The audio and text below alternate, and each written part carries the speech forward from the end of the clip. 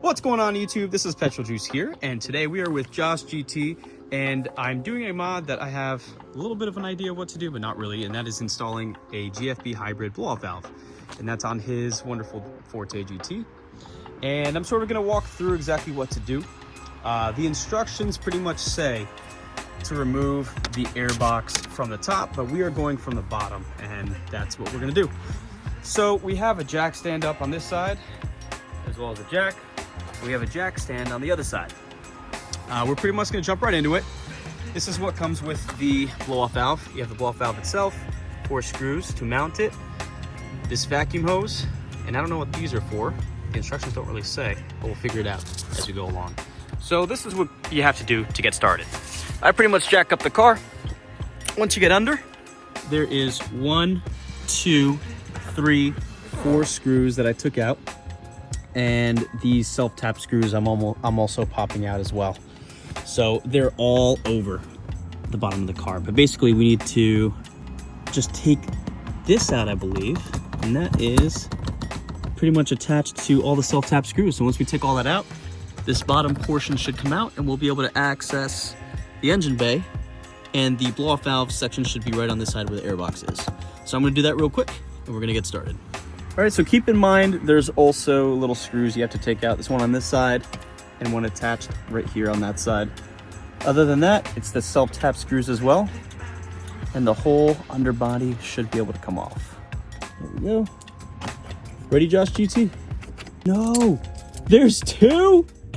Well, turns out there are 2 on each side. So there's actually 2 of these screws you have to take out on each side. Keep that in mind.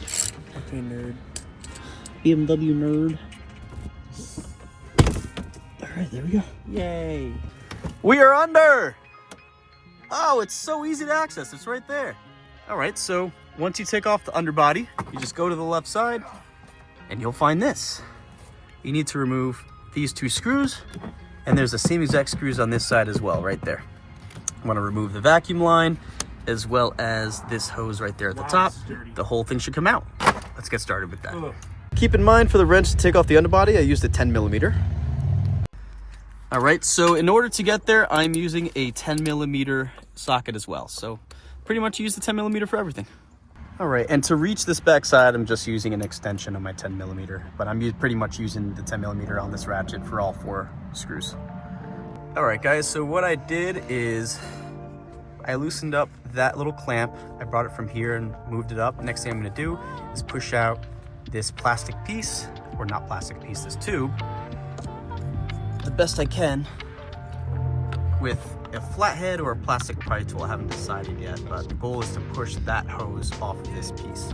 And then once we do that, we can take this whole piece out as well as the vacuum line. All right, so what I did was I stuck the screwdriver pretty much like in between the, like at the bottom, in between the hose and the part it was connecting to, and just shoved it out with the flathead.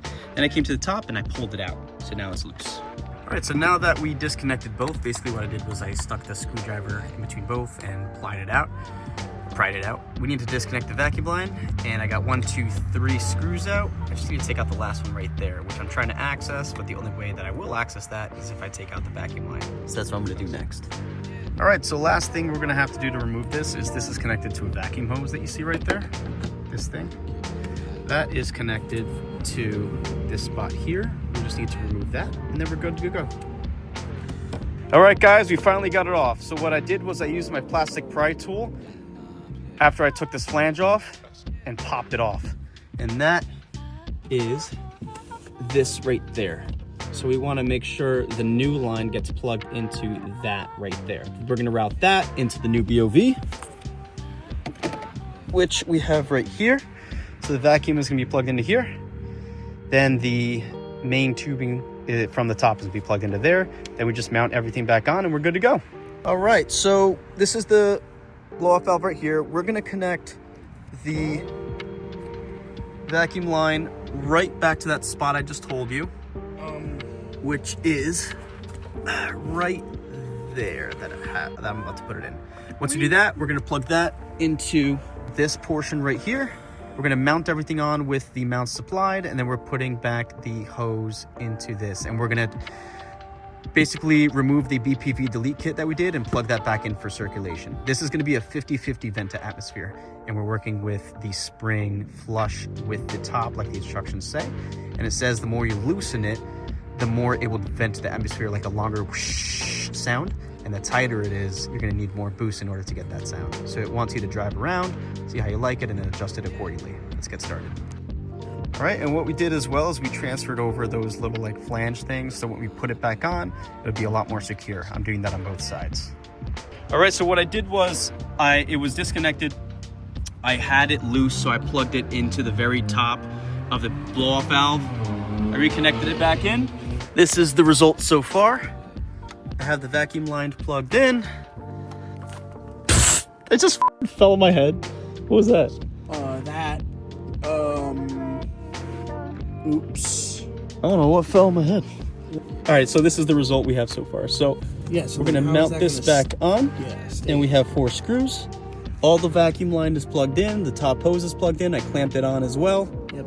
We're gonna use the 4 supplied screws in the kit using an Allen wrench. So all that's left to do is do everything in reverse that we just did. Are these the same screws? So we're gonna put these in, screw them in, put the whole underbody panel back on, and see how it sounds. All right, we have finished the installation. We have it mounted on all 4 screws using an Allen key. If you have a better method, please use that, because this is probably the most annoying mod that I've ever done. But we have basically that connected at the top.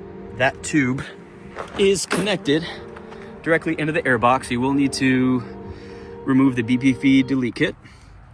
And pretty much what's left now is to just do everything reverse. Put the whole underbody cover back on, all the screws, and we'll see how it sounds. Well, after a few hours, we are finally done. We're going to lower the car, turn it on, and see what this bad boy sounds like. No more BPV Delete kit, and now we officially have a BOV. I don't know if you could see it somewhere. No, you definitely can't see it. All right, let's just go ahead and turn it on, see how it sounds. All right, we're gonna try to build boost and see how it sounds. I think we're good. Do it again. Oh, that sounds nice. That's perfect. That's great. Oh shit! Wow. A little bit of delay. Yeah, but it sounds good. It's louder than the BPV. And it sounds like cleaner. I don't know like how else to describe it. Yeah. Definitely sounds. Yeah, so at the light, you're gonna make it right. Yeah, it sounds a lot more clean. You said it exactly perfect. Oh yeah, sounds great. But anyways, that's how you install the BOV on your Kia Forte GT. But if you guys have any questions, feel free to let me know down in the comments below. Please don't forget to comment, like, and subscribe. I'll check you guys out in the next one. Peace!